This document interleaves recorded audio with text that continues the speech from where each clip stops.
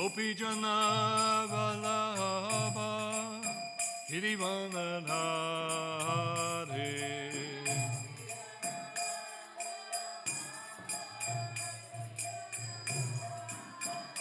Jaya Gopi Jana Vallabha Hare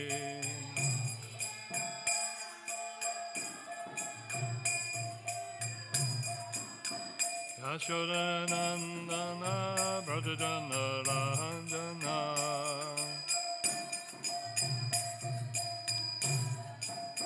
Yashodanandana Brajajana Ranjana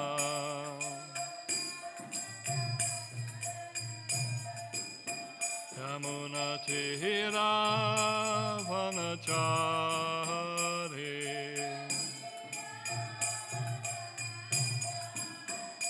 Yamuna Tira Vanachari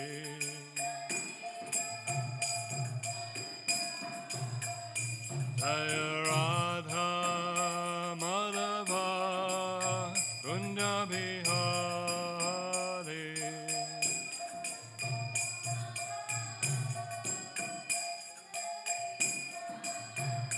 Jaya Radha Madhava Kunja Bihari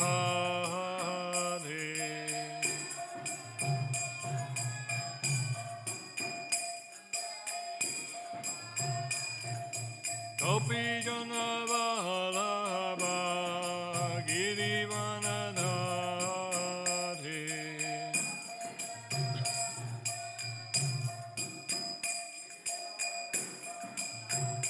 Jaya Gopi Jana Vallabha Girivanadhari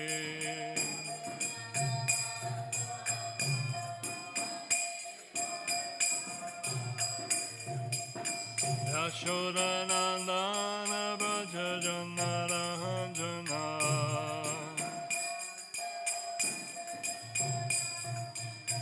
Yashodanandana Brajajana Ranjana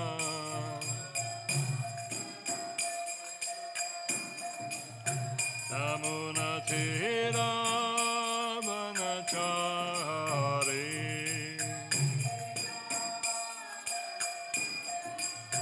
Yamuna Tira Vanachari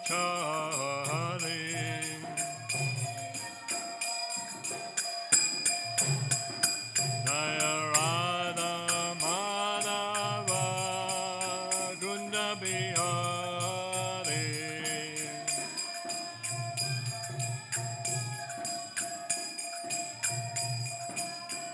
Jaya Radha Madhava Kunja Bihari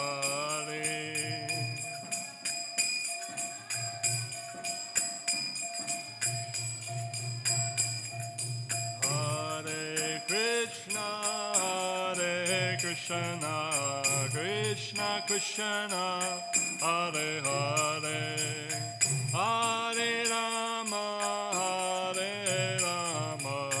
Rama Rama Hare Hare Hare Krishna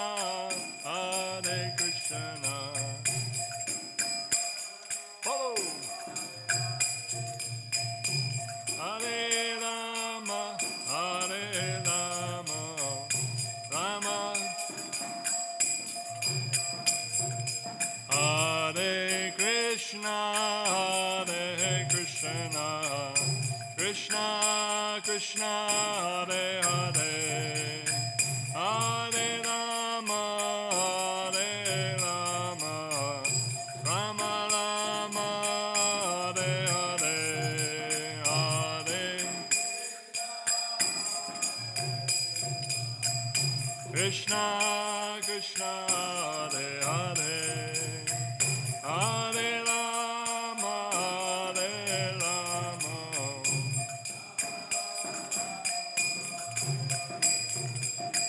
Jaya Gauranitai Jaya Gauranitai Jaya Gauranitai Jaya Gauranitai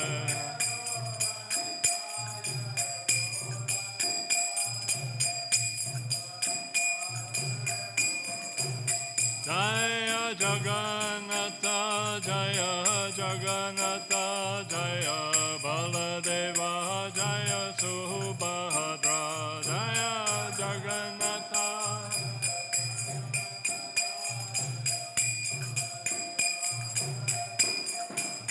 Jaya Radha Bala Balada Bala Baladhe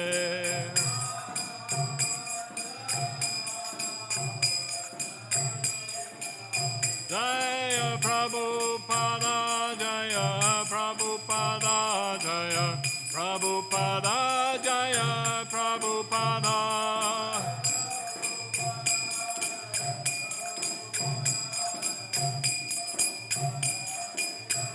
Nittai Gaura Haribo Haribo Haribo Nittai Gaura Haribo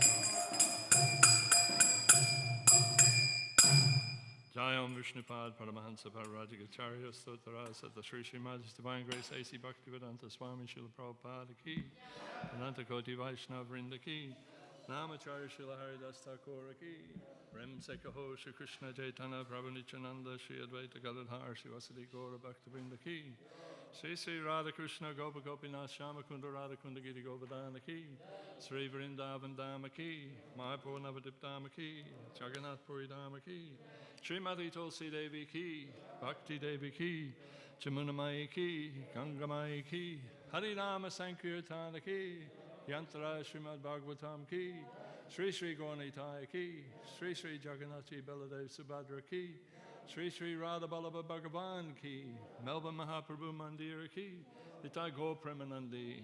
All glories to the assembled devotees. All glories to the assembled devotees. All glories to the assembled devotees. All glories to Sri Sri Guru and Gauranga. Namo Vishnu Padaya. Om Namo Bhagavate Vasudevaya.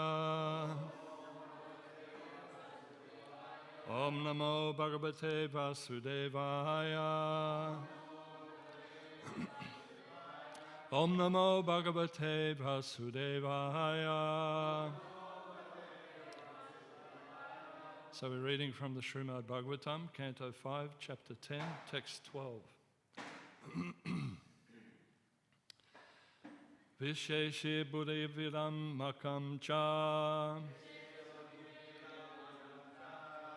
Pashamayana Vyaharato Nyat Ka Ishvaras Tatra Kim Ishtvayam Tatapi Rajan Karavama Kimte Vishay Buddhi Vivaram Makancha Pashamayana Vyaharato Nyat Ka Ishvaras Tatra Kim Ishtavayam Tatapi Rajan Kalavam Kim Te.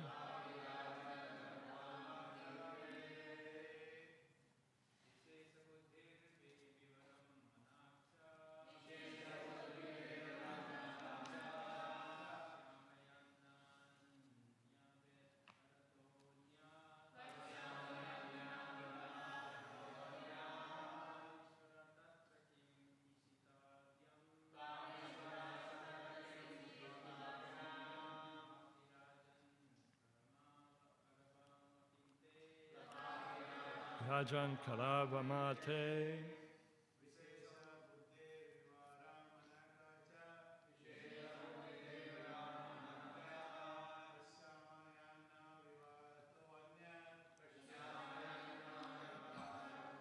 Nyat Kaishvaras Tatra Kimishtabhayam Tatapi Rajan Karavam Manakimte. Ladies? Vishesha Buddhi Viradam Manakcha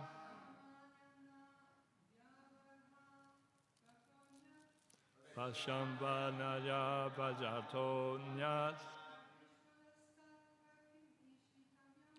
Kaishvaras Tatra Kimishtabayam Tatapi Rajan Kalavama Kimte Vishesha Buddhe Viradam Manakcha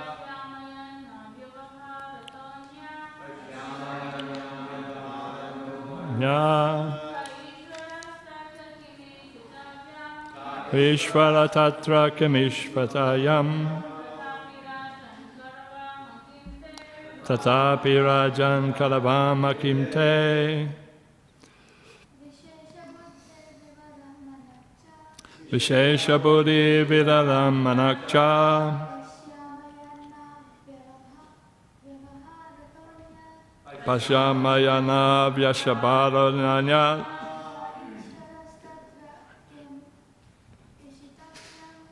Kaishvara Tatra Kamishtvavayam Tatapi Rajan Kalavama Kimte Vishesha Buddhe of the conception of the distinction between master and servant.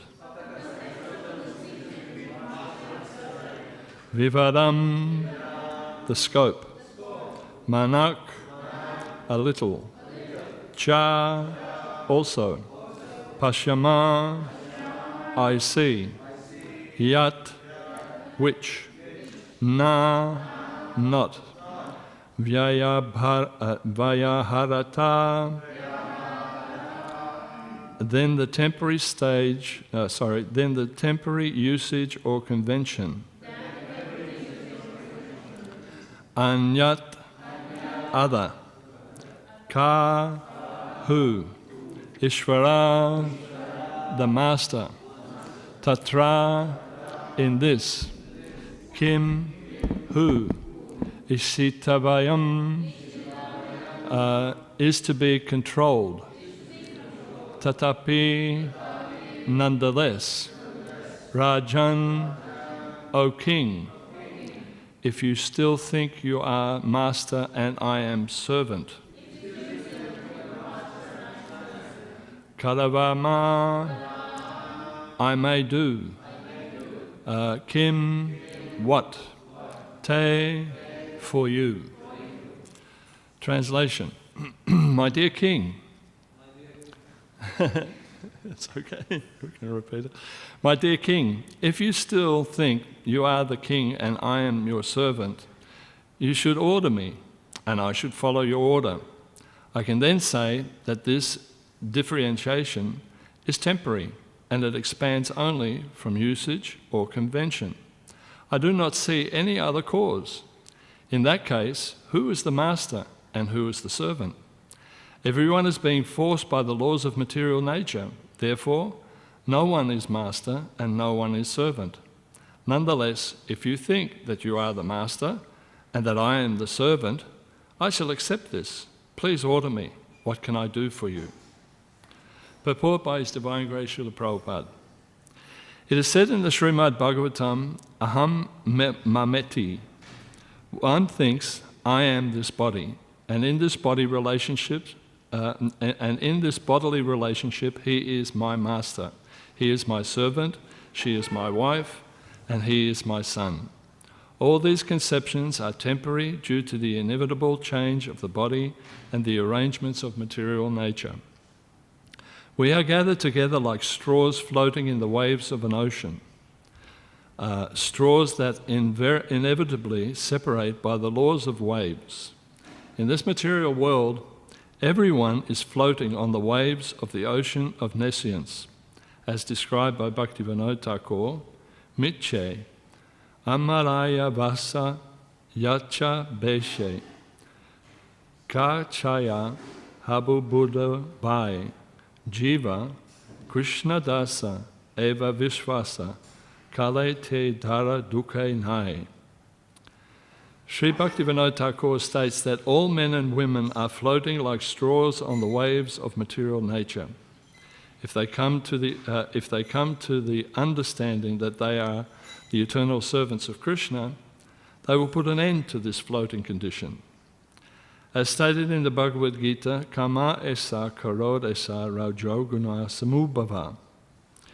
Due to the modes of passion, we desire many things, and according to our desires or anxieties, and according to the laws of and the order of the Supreme, the material nature gives us certain types of body. For some time we play as master or servant, as actors play on the stage under someone else's direction. While we are in the human form of life, we should put an end to this nonsensical stage performance. We should come to our original constitutional position, known as Krishna consciousness. At the present moment, the real master is the material nature. Devi esha gunamaya mamamaya durajaja, Bhagavad Gita 7:14.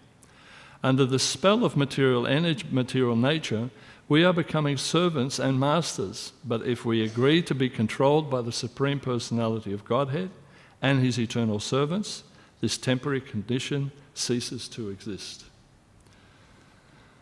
Om Jnana Timirandasya Gananjana Salakaya Chakshuram Militam Mena Tasmai Shri Gurave Namah Shri Krishna Chaitanya Prabhu Nityananda Shri Advaita Gadadhara Shivasadi Gaur Bhaktivinoda Hare Krishna Krishna Krishna Hare Hare Hare Rama Rama Rama Hare Hare. My dear King, if you still think that you are the king and that I am your servant and you should order me and I should follow your order, I can then say that this differentiation is temporary and it expands only from the usage or convenience. I do not say that I do not see any other cause. In this case, who is the master, who is the servant? Everyone is being forced by the laws of material nature, therefore no one is master and no one is servant. And nonetheless, if you think that you are the master and I am your servant, I shall accept this. Please order me. What can I do for you? So, Jat Bharat Prabhu is here offering himself to the king. So this is a really interesting section. And it's something in the purport, Prabhupada mentions this analogy of the floating straws on the water. And for many years, I heard this when I was a very young devotee. And for many years, I've been contemplating this analogy of a stream. And some time ago, many moons ago, I was managing our farming community when we had our farming community near Mildura, near Gaudadesh. And this property was situated on the banks of the Murray River. Now on the Murray River, if anybody's ever been to the Murray River, there's always flotsam and jetsam floating on that river. So it was a very beautiful place, and in the mornings I used to sometimes go and chant my japa there. Now this analogy of this floating debris on the river always perplexed me. And I had an opportunity to sit and contemplate and meditate about this, seeing in front of me on the river this floating debris, and they're coming together and then parting and going together and parting. And sometimes there'd be a thing called a willy-willy. Everybody know what a willy-willy is? A willy-willy is like a little bit of turbulence, like a whirlpool in water. So the flotsam and jetsam would be moving together and they'd go apart, and then sometimes a willy-willy would come and then it really disturbed the whole thing. Still? Not loud enough? Okay. So I was contemplating this analogy, and it disturbed me actually a little bit, because I was thinking, you know, if life and our eternal life is nothing but flotsam and jetsam, that we come together sometime and then we drift apart, it's actually a really callous way of looking at life. People can have a callous sort of attitude if you take this analogy to a certain extent. I'll explain. If you have an analogy that, well, anybody that's in my relationship in this lifetime is simply here for a period of time and then they're out of my connection, like flotsam and jetsam. We meet in this lifetime, but then it dissipates. You can actually have a bit of a callous attitude. Actually, you don't mean that much to me if it's a close relationship. We have loving relationships in our lives with our partners in life and with our children and with our friends. But if we carry this analogy to the nth degree, saying, well, actually, we're all just flotsam and jetsam, you're my friend in this lifetime, but actually you don't mean that much to me because actually I'll meet somebody else in the future. So I was really considering this and contemplating this, and it was a bit disturbing, and for years I was thinking about that. And then I came to the realization that actually, as souls, we have the ability to have unlimited love. Because we're part and parcel of Krishna, Krishna loves everyone equally. And so as souls, we also have that ability to love unlimitedly. So, like, say for example, in the Śrīmad Bhāgavatam, we hear about the story of King Chitraketu. Remember that? The little child was saying to his mother and father, well, actually, which mother and father are you? I've had hundreds of mothers and fathers. So, in many cases, if you study near-death experiences and so on and so forth, a lot of people say that at the time of death, I'm greeted by my relatives from that previous life. And that may be the case. So how does that explain that we have different mothers and fathers? So it's a perplexing thing. It's really a perplexing thing. And another thing is that sometimes in our lives, we have loving relationships with our family, with our partner, our life partner, with our children, with our friends. And sometimes even in partnerships, in life partnership, in marriage, when a person falls in love, they say, well, you're my soulmate. We've been linked together for eternity. It's actually a fallacy, because it's not the case. But we may have had connection in some form or another in many lives. Even as husband and wife, we may have come together, because if you look at the pool, like I was looking at this river and the flotsam and jetsam floating in the river, some of the bits and pieces would continuously come together. But then when a willy-willy came along, it was like, it was all separated. So sometimes we say, you know, you're my soul mate. And I cannot love anybody else. So many people make that commitment. You're the only love of my life. But then even in this life, sometimes we see that even though a person has vowed, you are the only person that I will ever love, if that partner passes away, after a very short time or a long time, they might find some other person to love. And that could become your life partner or your marriage partner. So this is where people come in and out. Similarly, we have the situation where we have our children. Now there's incredible fondness and love and a connection to our children, our birth children. Very, very strong connection. You know, we feel that this is like an extension of us. These children are an extension of us, and I love them so much. You'll do anything for your children. But as we see, we can also develop that same sort of loving relationship for children when we meet other people. Now, Prabhupada is a classic example. On a spiritual platform, and this is why I titled this talk that I'm giving today, As Souls, we have unlimited ability to love. Prabhupada, as a pure devotee, as a completely Krishna conscious personality, had the ability to love unlimitedly.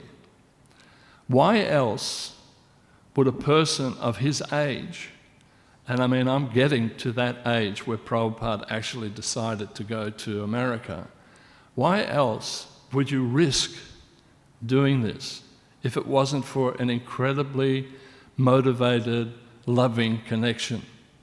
So Prabhupada showed us that actually love for one's family members are there, but then you can extend that love to other entities. And Prabhupada so often has said that, yes, I have my family in India, but now have a look, and I have my children, but now I have so many children. Prabhupada really felt that. If you ever watch any of the videos of Srila Prabhupada or any of the conversations, and it's a really good opportunity. It's always a good opportunity to listen about the pastimes of Srila Prabhupada. In particular, though, this is the 125th anniversary of Srila Prabhupada. And at this time, it's also really good to reflect a little bit about Prabhupada's life and read the Lilamrita, read conversations that he had with his disciples, you know. And when you listen to those conversations that are there for us to listen to, you find that Prabhupada had that deep fatherly connection with his disciples. He actually says they are my children.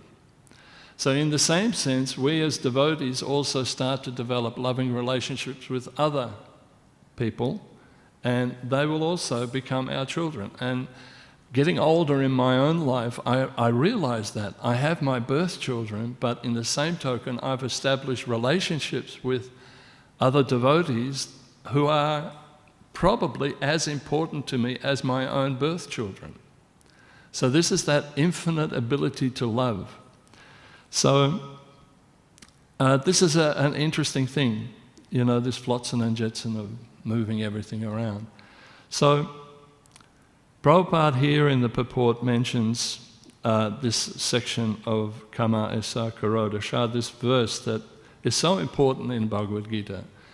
At the present stage, in the paintings that I'm doing, everybody knows I'm doing this exhibition on Bhagavad Gita. The painting that I'm doing at the moment is chapter 3. So I had to really meditate on chapter 3. What is the content of chapter 3 before I could represent that in a painting form? So this chapter, headed Karma Yoga, is all about how one can direct one's life in service to Krishna. That anything you do should be done as an offering to Krishna. And then, through the majority of that chapter, Krishna is saying, you can do this for me, you can do that for me, this is how you should be. And then at the end, Arjuna has a question for Krishna. Can anybody remember what the question was that Arjuna asked Krishna in chapter 3? It's pretty important. Why is this happening to me? I want to be your servant. I want to do everything in the service to you. But why? What compels me to not be able to do that? So Lord Krishna then indicates from there, due to the influence of the mode of passion, we desire many things by our needs and wants, and by the order of Krishna, as is pointed out in this purport. Material nature gives us a particular body. So Maya, as again is pointed out in this purport, becomes the director and producer of our play, of this play. And Prabhupada points out here that our life is nothing but a play. It's like we're actors on a stage. So now today we have to take the role of a 67-year-old man, you have to take the role of a lady, so on and so forth. But in actual essence, we understand that we are not these material bodies, we're actually spirit souls, and that we're moving from one body to the next body. That person that may be your wife in this lifetime or your husband in lifetime, in your previous life might have been your worst enemy. Consequently, you may not have a very happy marriage because there's a residue of some sort of animosity from a previous life. Who knows? So we're perplexed by this. So what's my character? When we come into this life, what's my character? Am I a male? Am I a female? Am I a hero? Am I a villain? These are all things that we have to fit into a role. We used to perform plays here a lot at Melbourne Temple. And we used to have to rehearse these plays over and over and over again. So you really had to fit the part, right? And Aniruddha and myself and other devotees would act different roles. And I remember playing certain roles, and it was really hard, in a sense, to get out of that role after you're in that role. Like one role that I particularly remember was I was an English gentleman. The play was called Treasure Island, and I was shipwrecked on this island, and I didn't know what was going on, so I had to act as an Englishman of the 16th, 17th century. And I would talk like, oh, what is going on? Why am I stuck on this island? And I had to put on this accent. So for days afterwards, you can ask my wife, I would, all of a sudden go into this English accent. Oh, how are you today, my dear? It's very hard to get out of that role. So this is the same with us when we come to this material world. We actually fit into a particular role, and we think, this is the role that I have to play, but that's not the case. You're actually eternal servant of Krishna. So we have to remember that as well. And as a pure soul, you don't forget those whom we love. We don't forget those ones that we love. Krishna states that in Bhagavad Gita. We do remember those living entities that we love. Ultimately, when we become pure devotees, we love everyone equally as well. Just like Srila Prabhupada. He had no animosity to anyone. He was completely in love and loved everyone that he came in contact with. That's a pure devotee. So one time also, really interesting, when we were living up in, again to emphasize this point, we were living in Mawulambar. At one stage we moved up to Mawulambar for a short period of time, lived near the farm there, near Govardhan. And it was very hard to get work there, the work that I was doing. So I was asked I thought it would be interesting if I could be an extra on the movie sets. If anybody's been to the Gold Coast, you've got Movie World there, and they produce a whole lot of movies there. Arnold Schwarzenegger and all that, they make movies there. So somebody said, Bhakta, you used to do plays at Melbourne Temple. Why don't you get yourself a job working at Movie World? So I did. And again, to emphasize that point, one day I was asked to be an extra on this film that they were producing, an American film. And I thought, okay, no problem. All I have to do is just stand around. You know what an extra does, right? An extra is just some person that walks past the camera and just moves around, and that's it. Doesn't say anything, doesn't do anything, it's just a personality. And one time I was in this one film, and I said to my kids, I'm in this film, it's on TV, And my kids went, oh, really, Dad, So we switched on the TV, and I mean, if it was for 1 or 2 seconds, there I am, that was it, So it was really quick. But anyway, this one occasion, which really made me think about this concept of what we're talking about today. I got this role as an extra in this movie, and it was a movie about a boy who got lost on a river somewhere, American film. Anyway, we were all extras, and the boy had parents, a mother and a father. Now, for some reason or other, the father didn't turn up to do the filming. So this was an American actor, and he didn't turn up for his role as the father of this boy. So the producer came out and he said, any of you extras can speak in an American accent?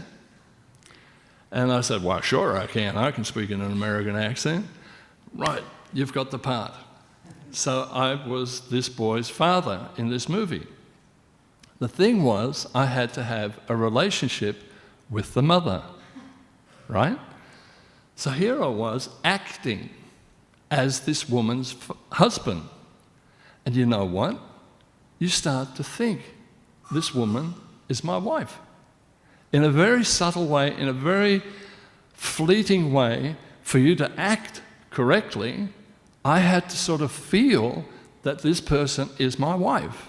Otherwise my acting wouldn't be right. So then I really started to think about this concept. And actually it's a case, when we're here in the material world, we really have to put on an act for who we are at this point of time. So this was really, really interesting. And we see so many times, melodramas, TV soap operas, where the person is having all these different relationships. Well, actually, as Prabhupada points out, they're all melodramas. They're all insignificant things. Life is actually one big soap opera.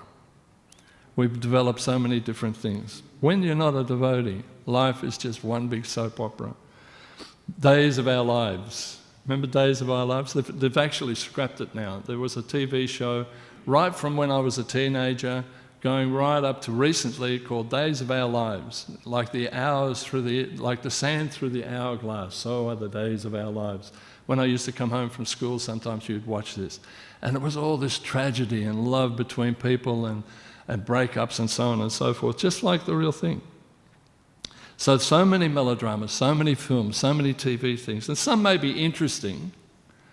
For some time we may watch a movie or something, and it may be interesting. There may be some intrigue there. It may be an Agatha Christie thing, and we're trying to figure out who did it, who did that murder, who did it, And that may be interesting, but generally, ultimately, they're all nonsensical.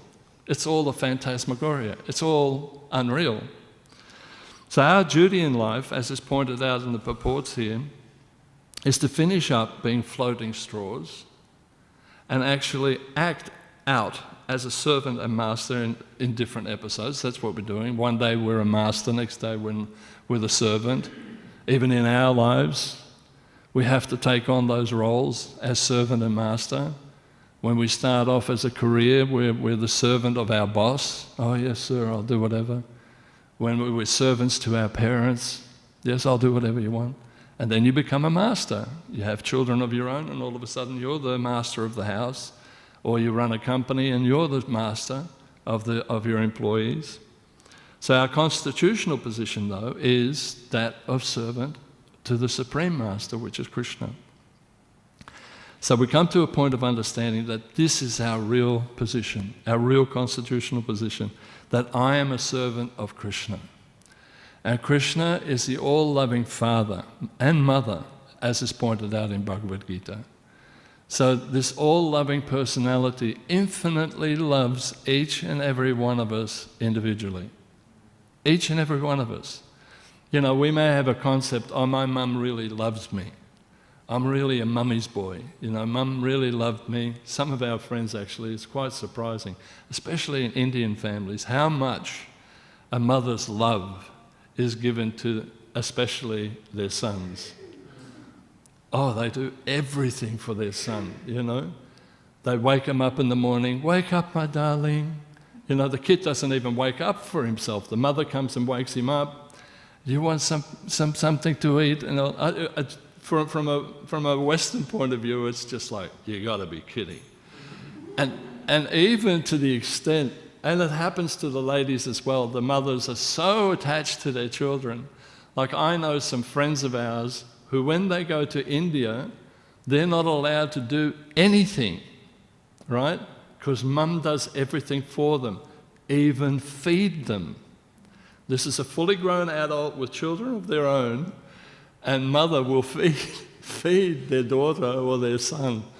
This is the attachment. This is so much, So anyway, it's quite strange for a Western person to see that. But we also have that attachment and that love for our children. So we understand that we're part and parcel of Krishna, and He has the infinite capacity to love each and every one of us.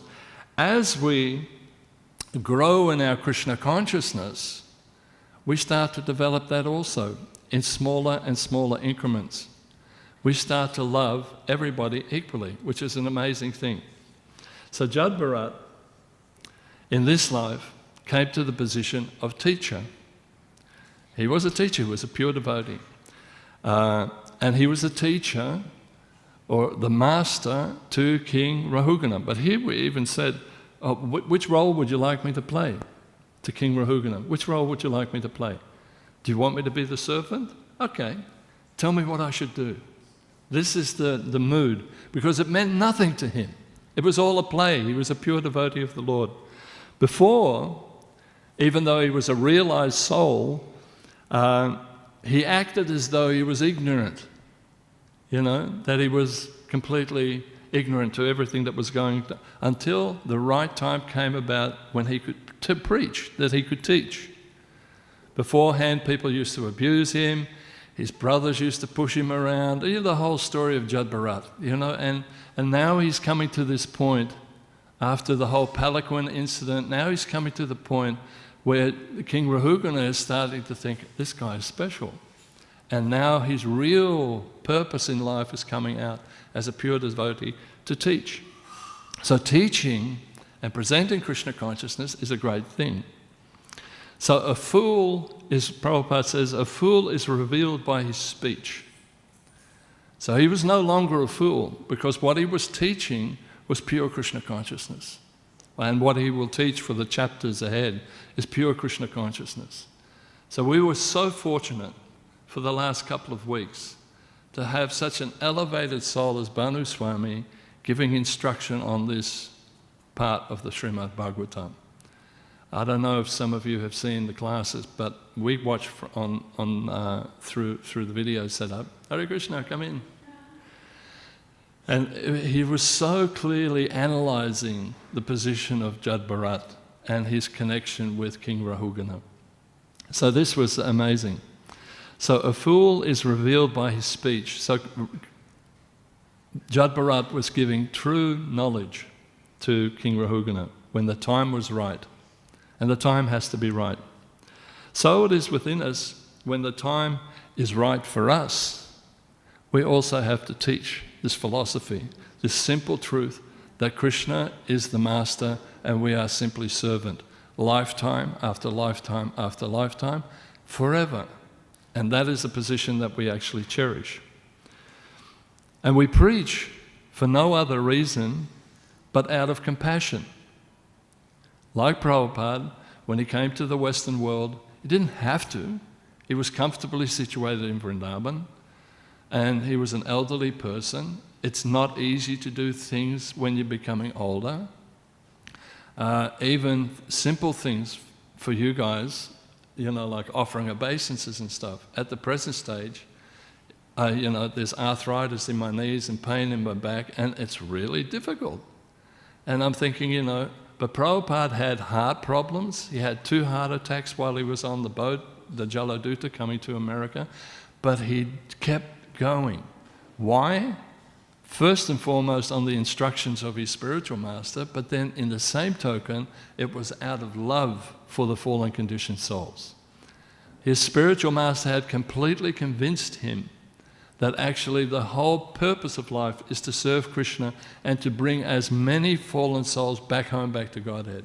So out of love, out of compassion, he came to the West. So we also have to preach for no other reason but for love. If you develop love, then and you appreciate, and this is also a very important point in Krishna consciousness, if we are grateful and we appreciate the love that has been given to us by His Divine Grace Srila Prabhupada, by His representatives, the Parampara, the Gurus that are now teaching us, if we appreciate that, how our lives have been saved, how our lives have changed for the better, then we cannot not pass this on to somebody else. We can't but be grateful and thankful. So this is what I'm trying to get across. So through the Parampara and guidance from our Gurus, we must teach the glories of the Lord whenever we get an opportunity, whenever we can. The reality being that this place is a temporary reality, simply a play, simply an act in which we have been cast. And as devotees, representatives of Krishna, we have to act in such a way that we win a Transcendental Academy Award.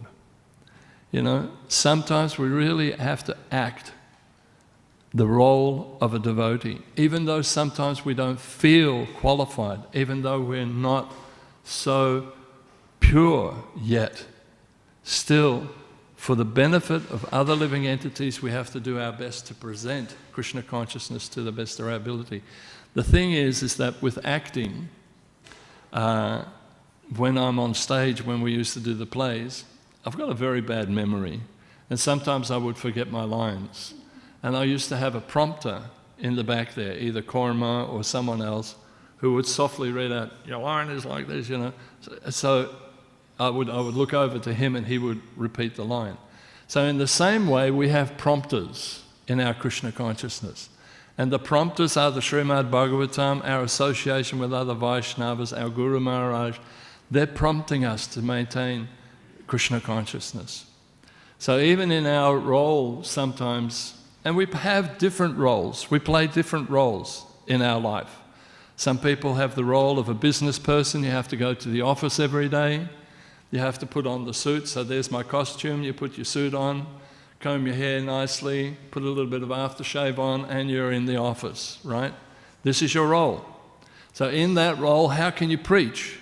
You have to think of ways that I can teach and spread Krishna consciousness. In my role also, I have many different acting roles that I have. For one, I'm a communications officer, so I have to deal with government agencies, I have to deal with interfaith people. When I deal with interfaith people, I have to be the priest, the reverend. Oh, this is Reverend Albert Lange. You know, he's the representative for the Hindu community. You know, for the Hindu community, I'm nothing but, oh, there's big Bhakta, he's the Gora Bhakta, you know, he's the big white Hindu. And that's fine. But then with the government, I have to deal in a certain way. There's protocols and everything, and I have to act in a very dignified way, which is very difficult for me because I'm a very sort of jovial sort of person, but I have to go, good evening, yes, Minister, you know, and yes, Mr. Prime Minister, or whatever, you know. So you have to act.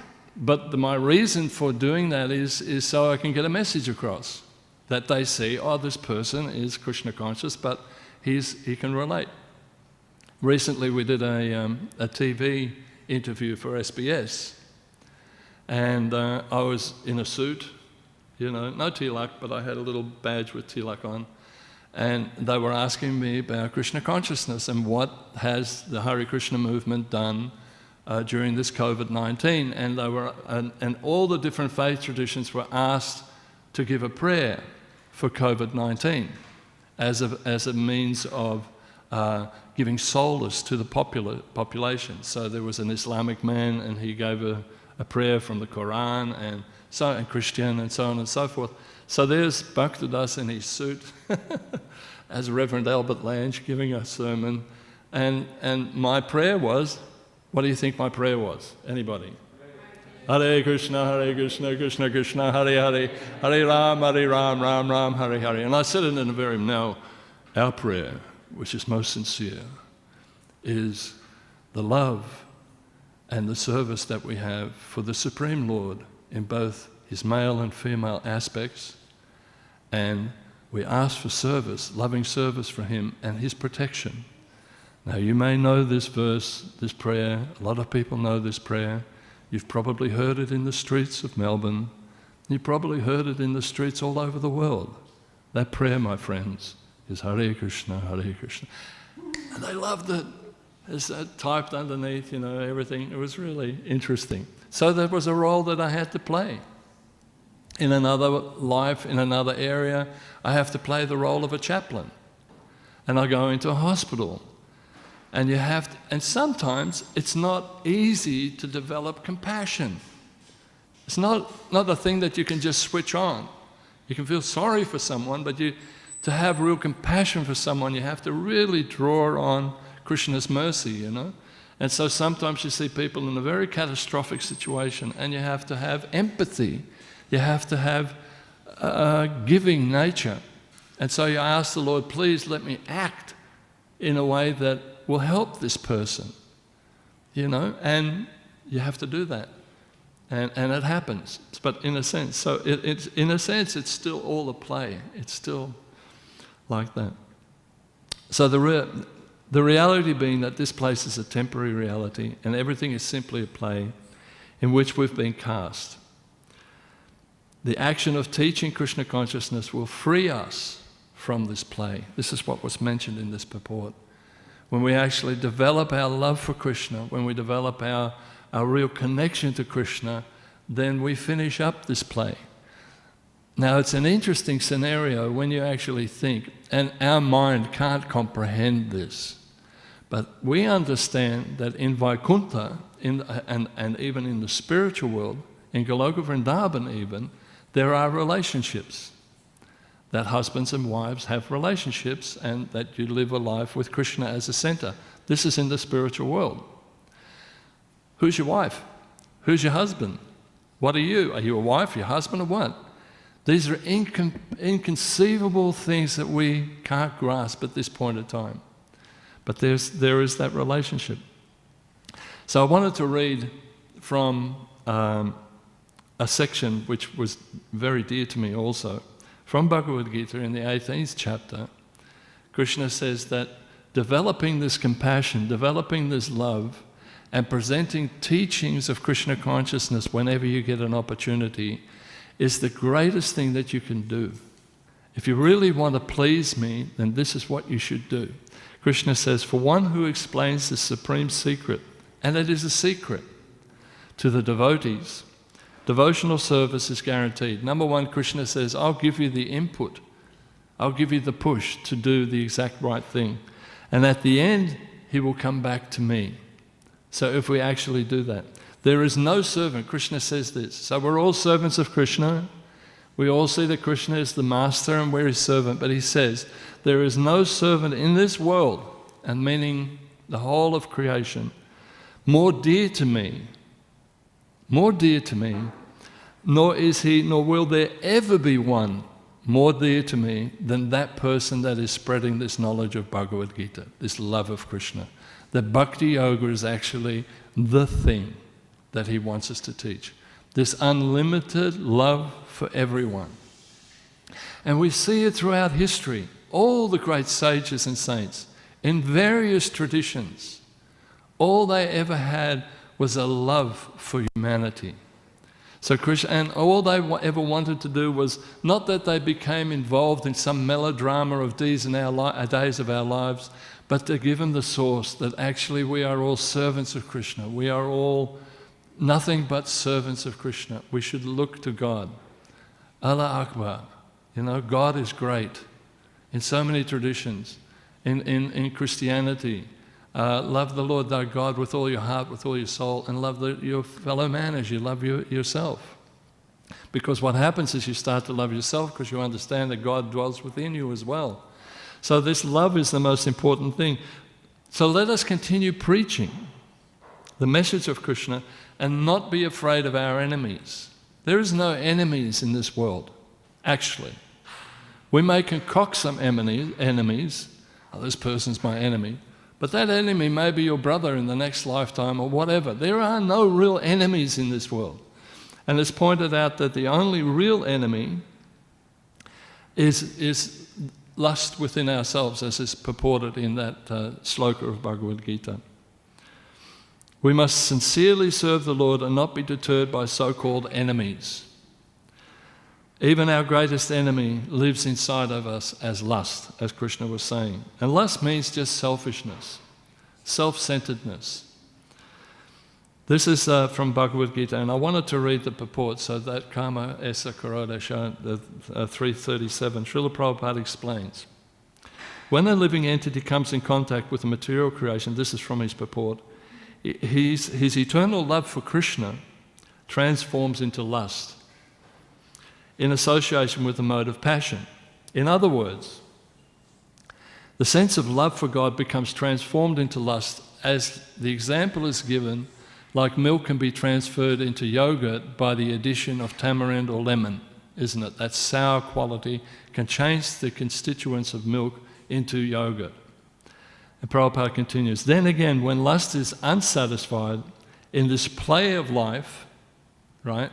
In this play of life, here we have it again, that analogy of life is but a play. In this play of life, it turns into wrath. If I can't get what I want, I'm going to get really angry about this. That turns into wrath. Wrath is transformed into illusion. The illusion is, I'm the most important thing. Why aren't you satisfying my senses? And then illusion continues, one in the material existence. And you keep on going, the desire. Thus, we keep on floating those pieces of straw in the water. Therefore, lust is the greatest enemy of all living entities. This lust, Krishna said that this lust is the greatest enemy. Self-centeredness, false ego, I'm the only one, I'm the master, and anybody that disagrees with that is my enemy. So this delusion induces the living entity to remain entangled in the material world in this nonsensical melodrama, lifetime after lifetime after lifetime. Prabhupada continues, wrath is the manifestation of the mode of ignorance. These modes exhibit themselves as wrath and other corollaries. If therefore the mode of passion, instead of being degraded into the mode of ignorance, are elevated to the modes of goodness by the prescribed method of living and acting, then one can be saved from the degradation of wrath by spiritual attachment. So one becomes attached to the spiritual component to life.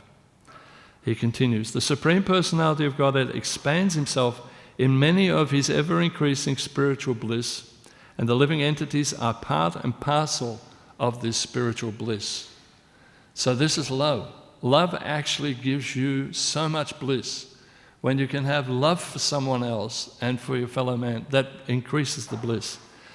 Prabhupada continues, they also have partial independence, but by misuse of their independence, when service attitude is transformed into propensity for sense enjoyment, they come under the sway of lust. So thereby they're under the sway of lust. Hare Bo, Vishnu Priya Ji Ki Jai. Another old, not old, I shouldn't say, another devotee from a long time ago. The material creation is created by the Lord to give a facility for the conditioned souls to fulfill their lusty propensities. So he gives us a stage. The Flotsam and Jetsam get a stage every lifetime. You know, if somebody was really angry that they're a woman in this lifetime, why am I a woman? You know, look at that. The men get all the flaming good jobs, they get everything, you know, I'm stuck here. Well, why am I a woman in this lifetime? You know, in the next lifetime, Krishna, as it says here, fulfills all desires. Okay, my darling, you can be a man in the next lifetime. And a man who is very absorbed by women, can't think of anything else but ladies, goes onto all sorts of different websites and is allured by women. Guess what? Krishna provides a beautiful woman's body, or maybe not so beautiful woman's body, you know, and then you're stuck in that body. So when they are completely baffled by prolonged lustful activities, lifetime after lifetime, Prabhupada says the living entity begins to inquire about their real position.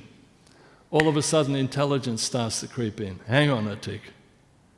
This is really getting too much. There must be more to life than this. I wake up every morning I have to do the same routine, put on the same clothes, go and do my thing, and there's nothing more to life. Everyone in this room has come to that conclusion at one stage or another. There must be more to life. We all sat in a very silent place sometime and we said, hang on, there must be more to this.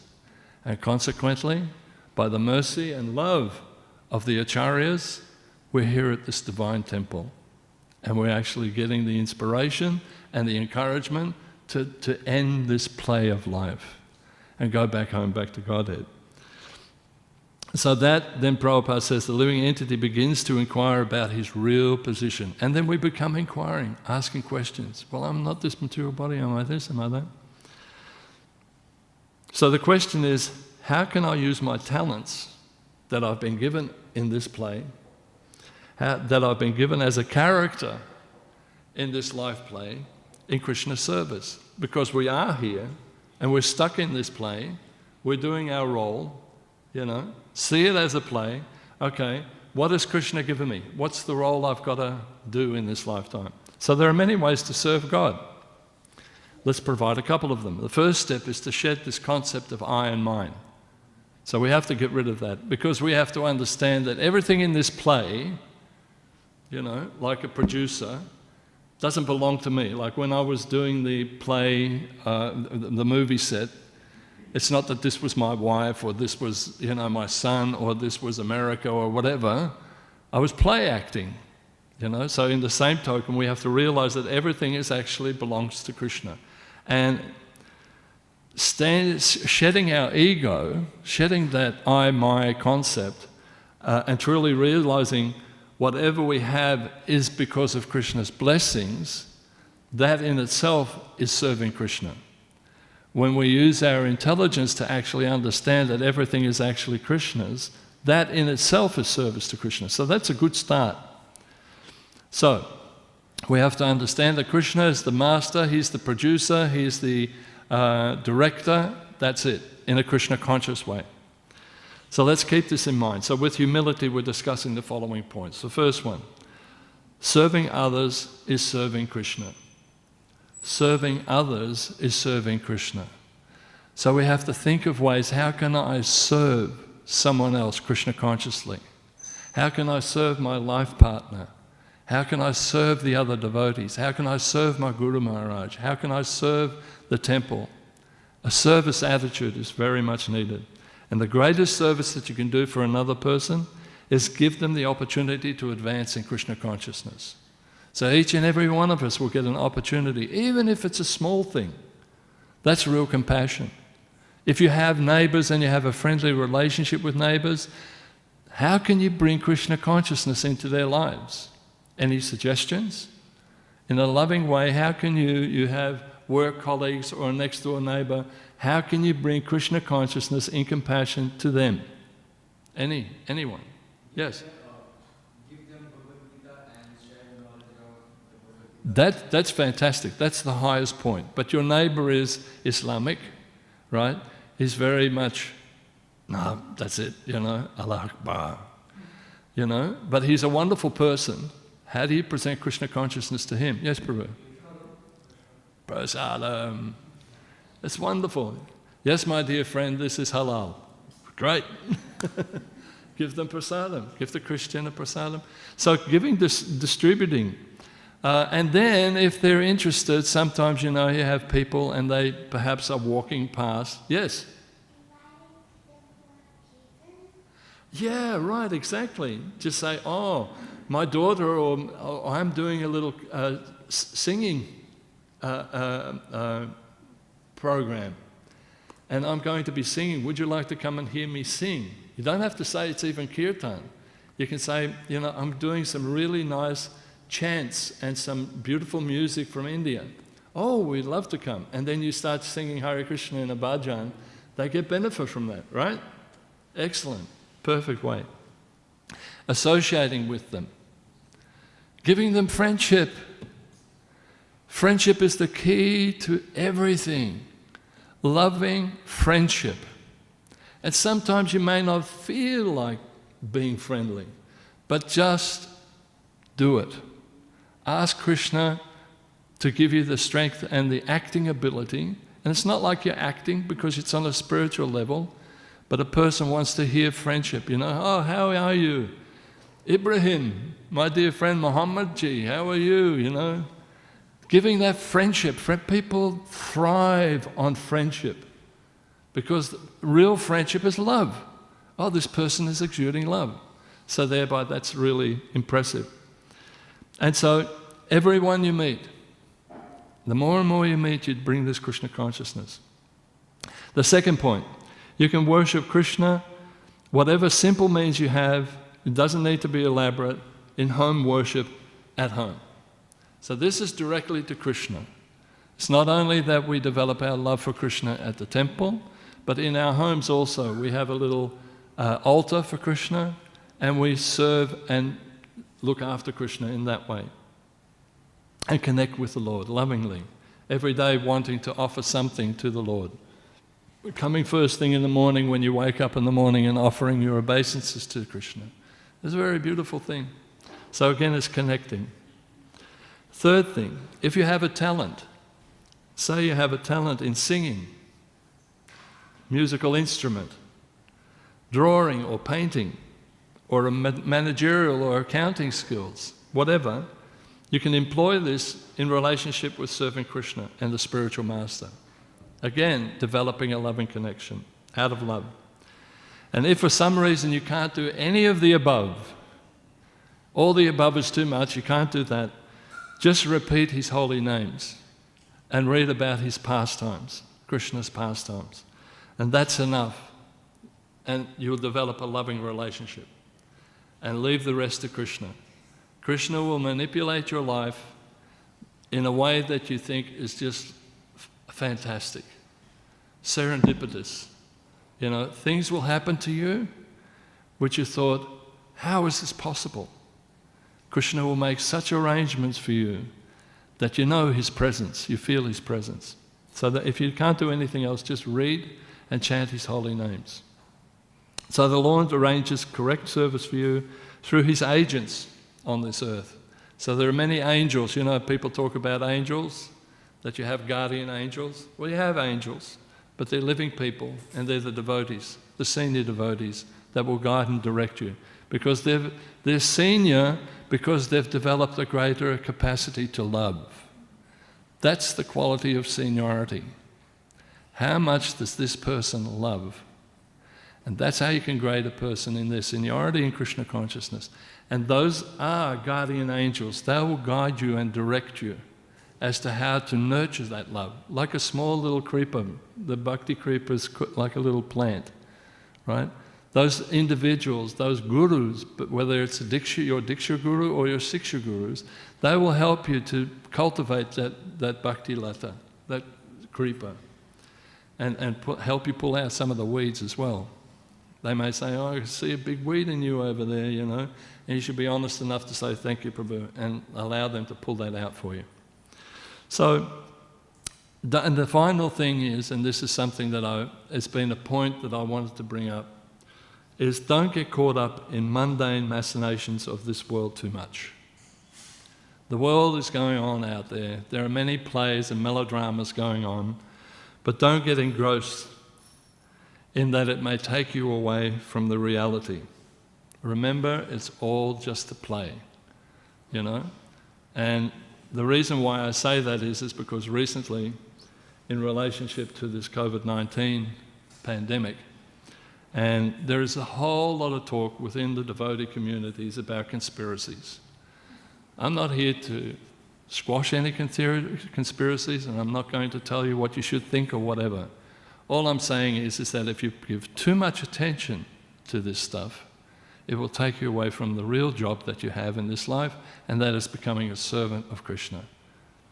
And it's, you know, there are so many social media commentaries and so much chatter between devotees about the vaccine and this thing and that thing.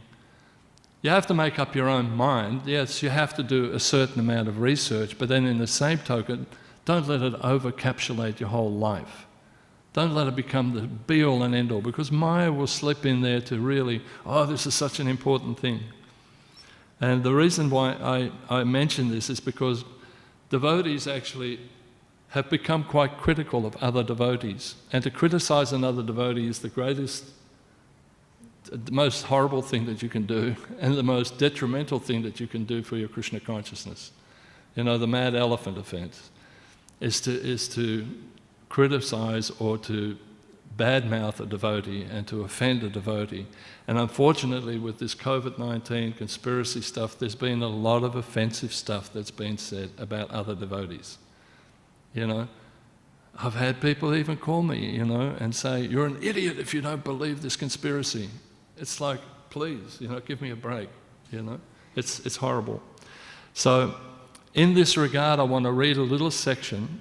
I've been reading a little bit ahead of the classes about this story of Jad Bharat. And there's a little thing that I wanted to read for you, and a purport that Prabhupada gives to this area. And it goes like this. It's in chapter 12 of this canto, of the 15th canto of Bhagavatam, and verse 13. And it goes like this. Prabhupada says, the symptoms of a pure devotee are described in this verse. A pure devotee is never interested in material topics. A pure devotee, never interested. Sri Chaitanya Mahaprabhu has strictly forbidden his devotees to talk about worldly matters. Gram vrata na kabihe. One should not indulge in talking unnecessarily about the news of the material world. So we can be informed, but don't get engrossed in it. Don't waste your time in this way. Time is so precious to a devotee. Develop love more than anything. A devotee has no other ambition than to serve Krishna, the Supreme Personality of Godhead. That's our ambition. This Krishna consciousness movement was started to engage people 24 hours a day in service of the Lord in His glorification. The students in this institution engage in the cultivation of Krishna consciousness from 5 in the morning until 10 at night. That's our job. They actually have no opportunity to waste their time unnecessarily by discussing politics, sociology, and current events. These will go their own way. Prabhupada's words, profound words. These will go their own way. It's all part of a play. Just see it as that. You have a role in this play at this point of time, and that is to present Krishna consciousness in a loving, compassionate mood to as many people as you can. A devotee is concerned only with serving Krishna positively and seriously. We have to be positive and serious. So we have to learn to re-establish our infinite compassion, our capacity to love. We have to really, really re-establish our infinite capacity to love. And in our everyday life, this is what we should strive for.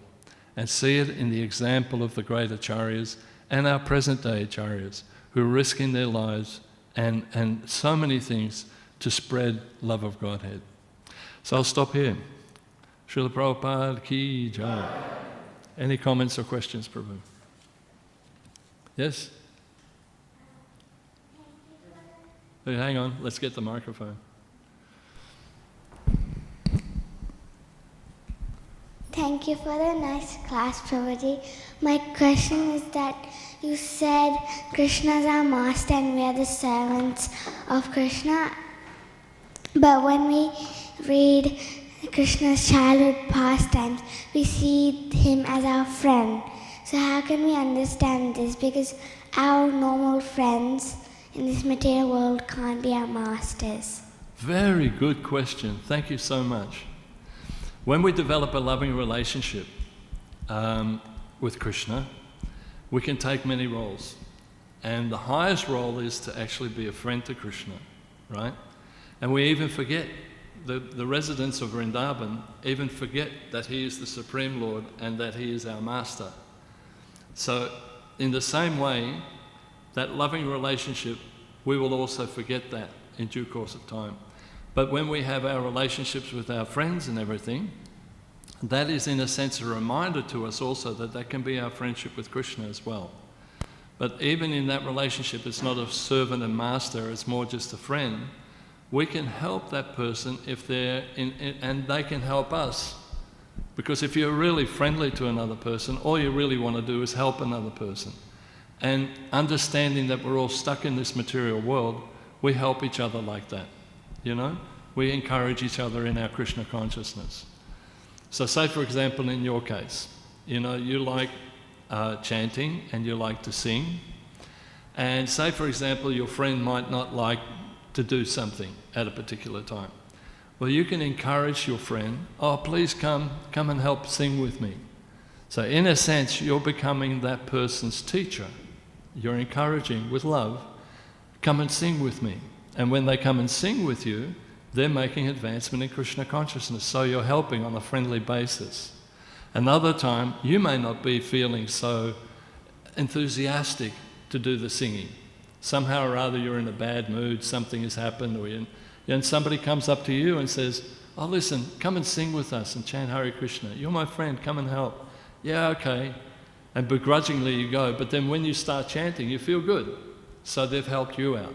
So it's a question of giving and taking and helping each other. Does that make sense? Yes, Prabhu. Thank you. Any other questions or comments at all, Prabhu? Bhakti? No, well, you may think that... Hang on, Bhakti. You may think that because singing is your thing, that singing will be everybody's thing, Yeah. but sometimes you have to find what interests them Yep. and see if you can engage their capacity in Krishna's service. So if their thing is cooking, Yeah. then That's you right. may say, okay, well, let's bake some cookies together for Krishna. And then you teach them, you know, that, well, we offer everything to God. So even if they're not a Krishna devotee, Yep. you can say, well, before you eat it, you say a prayer over it in your tradition and offer it to God. And then you take the remnants. And that way you're teaching that person. You're teaching and them. you're taking up that role of teacher. Yeah. But you're doing it because of love. Yeah. Yeah. Thank you. Any other comments or questions? Great. Thank you very much, Prabhu. Srila Prabhupada ki. Yantara Śrīmad Bhāgavatam ki. Nitya Go Premanande. Haribo.